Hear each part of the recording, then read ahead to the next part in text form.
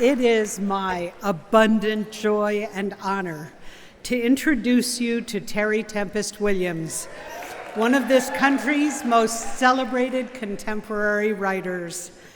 Terry has authored more than 20 dazzling books, which have been translated worldwide, including the environmental literature masterwork, Refuge, An Unnatural History of Family and Place, and many more that I cannot commend to you more highly, including The Open Space of Democracy, Finding Beauty in a Broken World, Leap, When Women Were Birds, and her most recent, The Glorians, Visitations from the Holy Ordinary. As an author, her books have been translated worldwide. She's won slews of the most prestigious literary awards, and she's also had a long and rich academic career, including recently serving as writer-in-residence at Harvard Divinity School. What awes me about Terry's writing is the way that each book seems to emerge directly from her deepest callings, defying any pigeonholing or categorization. She writes as if she were weaving a tapestry of all her facets.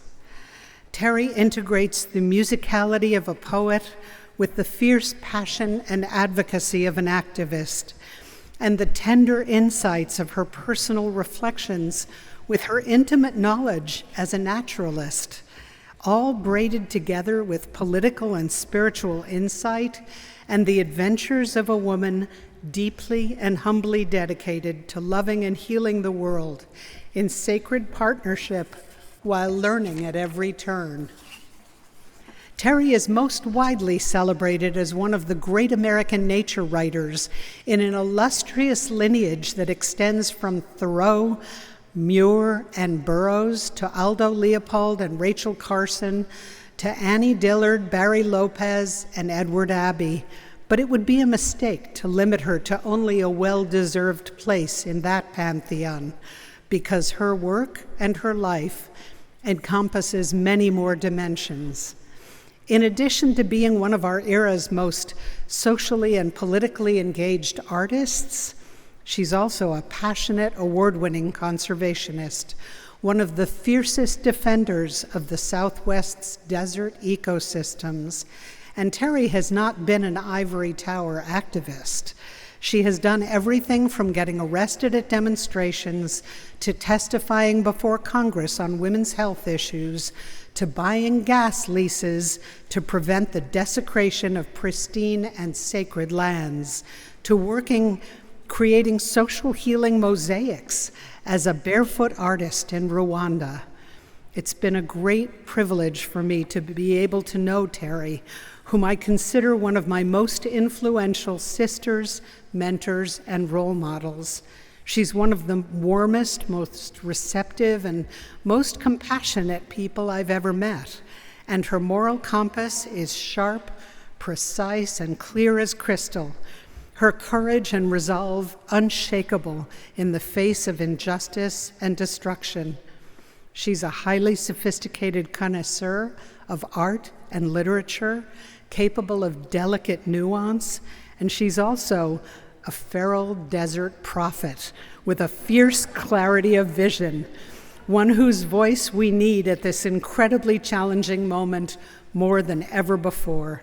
So please join me in welcoming my beloved friend and co-adventurer, Terry Tempest Williams.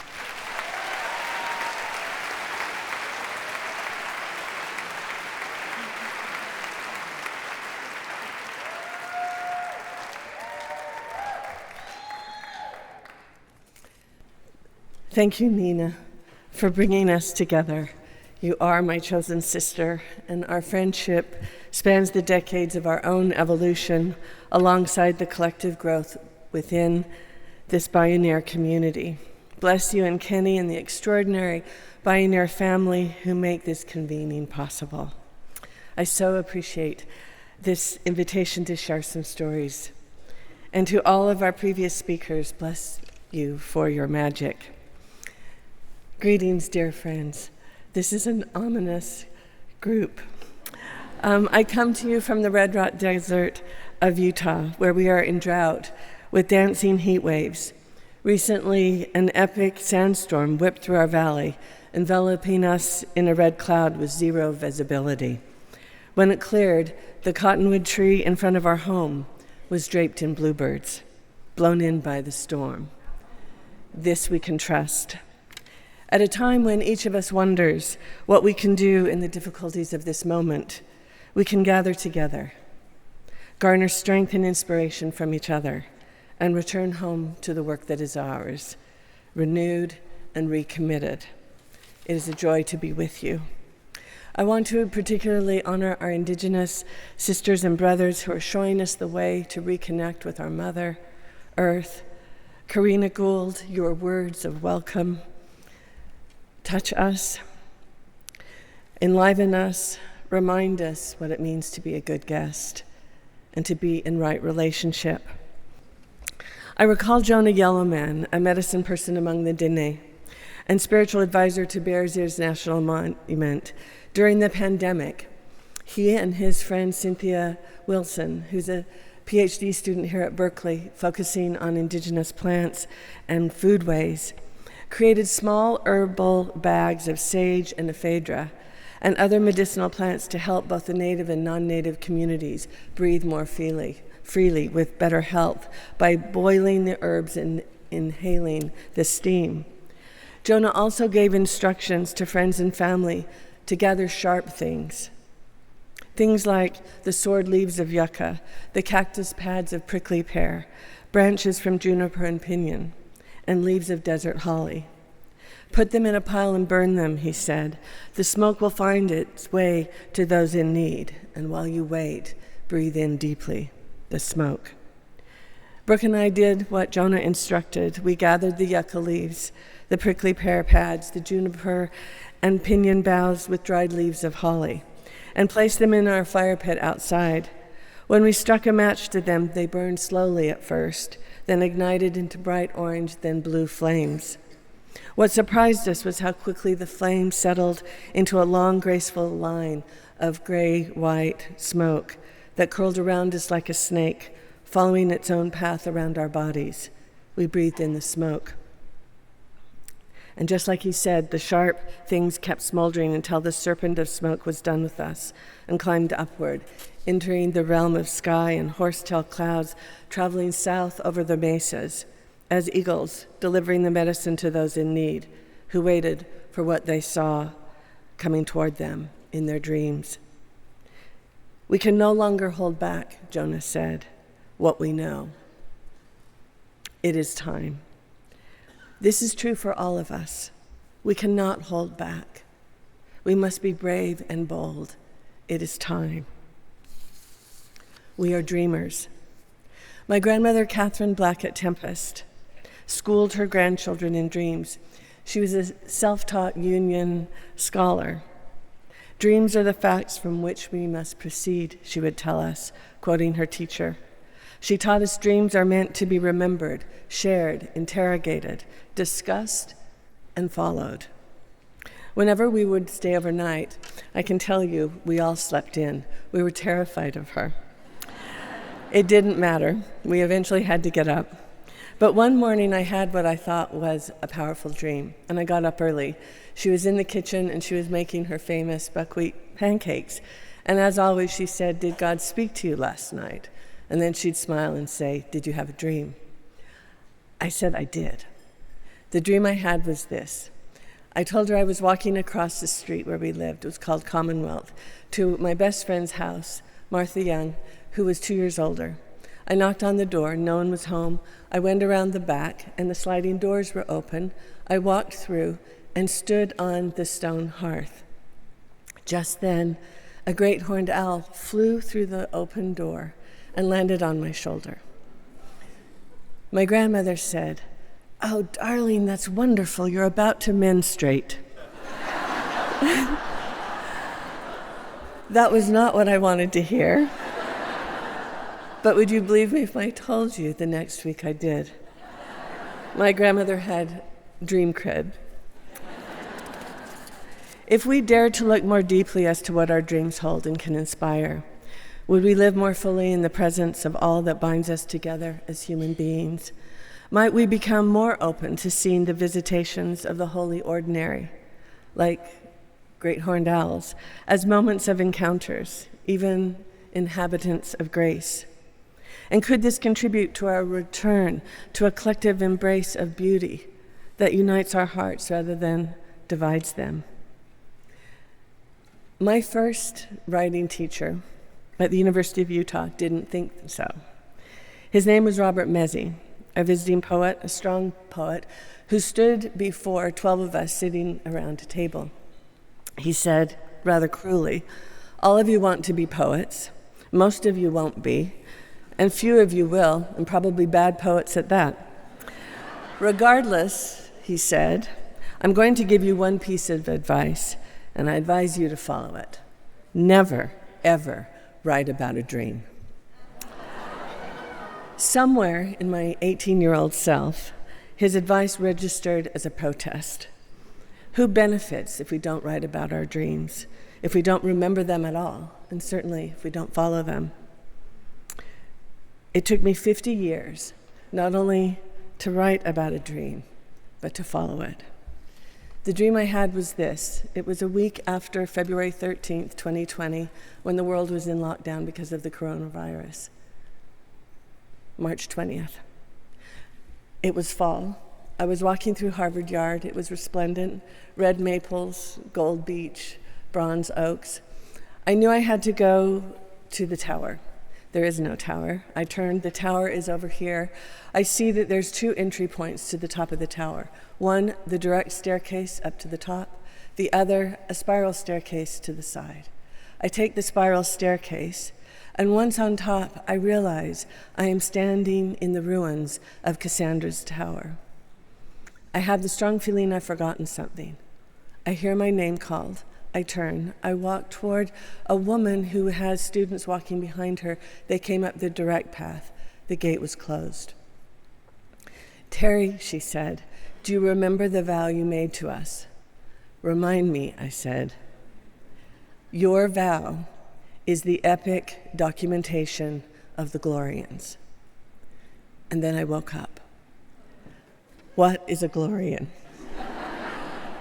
I wrote down, as my grandmother taught us, in my pad of paper next to the bedstand pencil, the epic documentation of the Glorians. I didn't want to forget my vow for a second time. I did the next morning what most people would do of this era. I Googled the Glorians. Nothing came up, and I was haunted by this word for a year. On the anniversary of March 20th, I looked again, Googled it, and this time it popped up from the Urban Dictionary. Glorian, one who hoards toilet paper. And I thought, this is not what I want to devote my life to. And then something happened. It was spring. The coyote blossom was in bloom, magenta flowers everywhere. I went in to get a camera to mark the moment. When I came back, a wind had blown all of them off on the porch. I went inside again to get a basket to hold them. Another wind came, and they were gone. One blossom was left. I picked down to pick it up, so much for attachment, and it moved, 6 legs. It was an ant carrying this blossom like a parasol over its head. What did we have in the pandemic but time? And I followed this ant across the patio, around.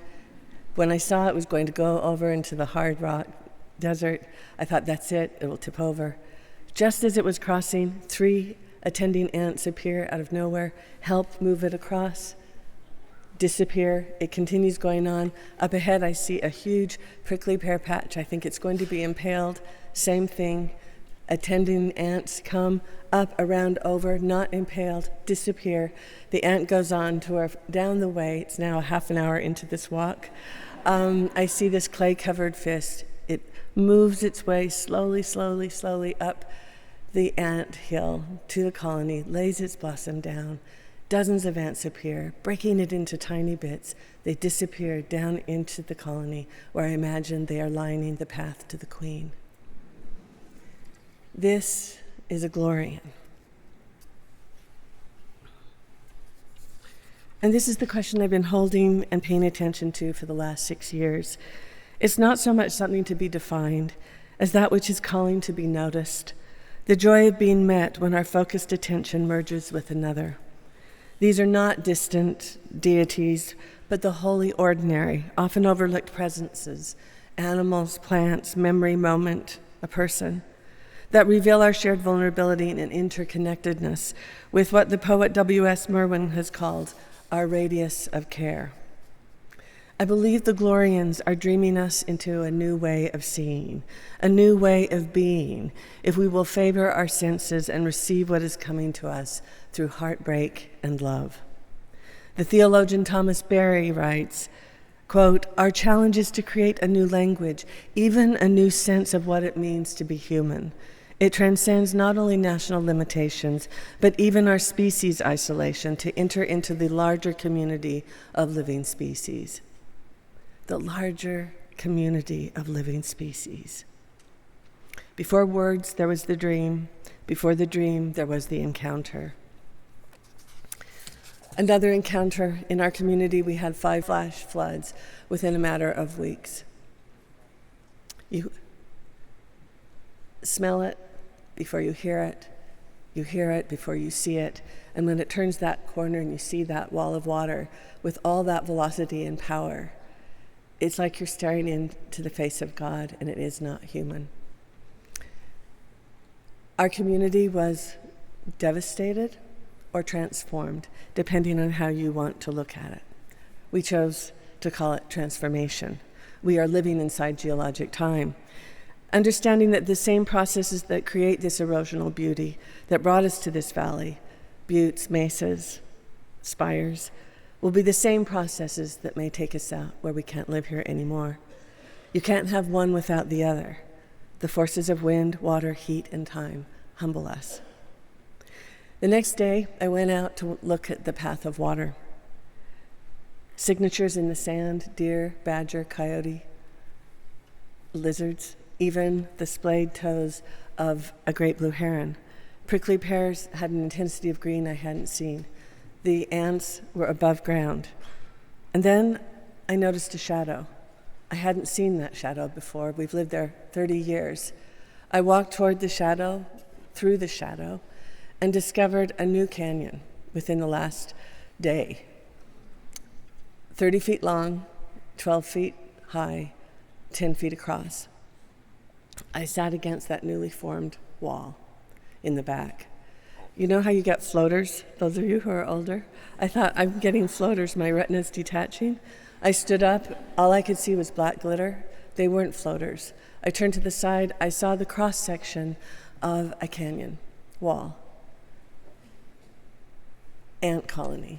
We see them from the top, we never see them on the side. They were literally throwing out their dead, trying to repair what had been lost. On the other side of the little canyon, darkling beetles, stink bugs, falling out on their back, rolling over, eating the dead. As they were walking out of the mouth of the canyon, ravens awaited them. Atrophic collapse, life, death, rebirth. I felt like I was sitting in a holy room, a Glorian. A Glorian is our attention made manifest in the holy ordinary, unplanned, unearned, undeserved, a moment of grace. In my dream, I was standing in the ruins of Cassandra's tower. In my life, I'm standing in the Red Rock Desert of Utah. In the vitality of the struggle, I find myself required to walk through the shadows, and when I do, I see we have to throw out what is dead to make room for what is alive. Attention is a prayer. To bear witness is not a passive act. It is an act of conscience and consequence. Right now, in our divided states of America, to bear witness is a crime. What are we bearing witness to today? Fintan O'Toole recently wrote in the New York Review of Books, quote, "Witness as crime that the murders of Renee Good and Alex Preddy on the streets of Minneapolis in the winter of 2025 were due to their acts of bearing witness to injustices. In the eyes of the ICE officers, witness became a crime, an indictment of their own heinous acts, supported by this president and his administration. We then saw the video footage taken by citizens at the scenes and witnessed for ourselves the reckless violence of their deaths. We were immediately told by the government officials that Good and Pretty were not innocents, but rather domestic terrorists. What we saw with our own eyes was not only refuted, but replaced by lies. What happens to a society when witness is a crime? History continues to show us acts of bearing witness are a counterweight to being dead to a world that is alive. Finding beauty in a broken world is creating beauty in the world we find. Glorians are among us. There is something deeper than hope. The earth is dreaming us alive. It is time. Can a lament be a Glorian? Can we love ourselves enough to change? The Glorians are reaching out to us, inviting us to engage. If we are present, we will know what to do. Sharp things, an ant ferrying a magenta blossom across the desert, flash floods, throwing out the dead, a holy room. We are dreamers. May we be bold and brave. Attention is our prayer. If we are present, we will know what to do.